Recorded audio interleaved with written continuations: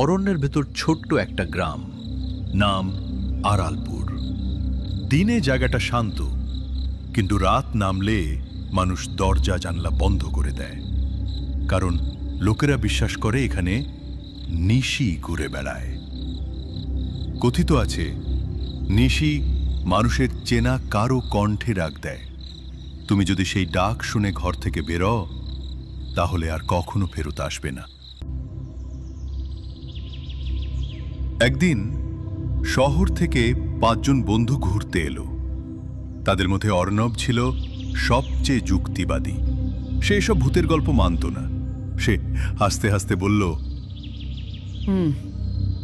গ্রামে বিদ্যুৎ নেই, কল্পনায় ভূত দেখো আর সেই ভয় নিয়ে বাঁচো। গ্রামবাসীরা বারবার সাবধান করল, রাত হলে বাইরে বের হয়ও না, নিশি ডাক সত্যি। কিন্তু বন্ধুরা শোনেনি। রাত তখন প্রায় 1টা। বাকি সবাই ঘুমিয়ে পড়লেও অর্ণব গল্প লিখছিল। হঠাৎ সে শুনল কেউ বাইরে থেকে ডাকছে, অর্ণব, অর্ণব। ওটা ছিল তার ছোটবেলার বন্ধু রাহুলের কণ্ঠ, যে বছর কয়েক আগে মারা গেছে এক অ্যাক্সিডেন্টে। অর্ণব ঘামতে শুরু করল। সে জানলা দিয়ে তাকালো।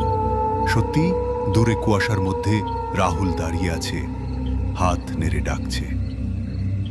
পরদিন সকালে গ্রামবাসীরা খুঁজে পেল অর্ণবের মৃতদেহ। তার চোখ পুরো সাদা, মুখ হা হয়ে খোলা, যেন শেষ মুহূর্তে কিছু ভয়ঙ্কর দেখেছিল।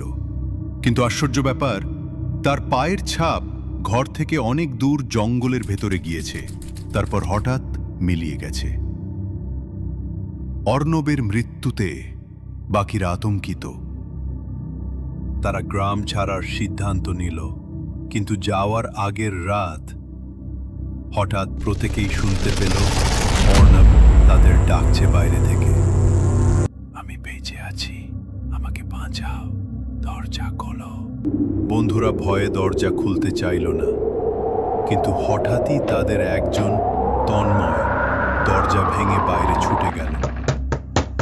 কয়েক সেকেন্ড পরে তার চিৎকার শোনা গেল। তারপর সব নীরব।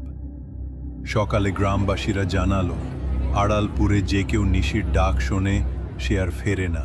তাদের আত্মা আটকা পড়ে যায় এই অভিশপ্ত গ্রামে।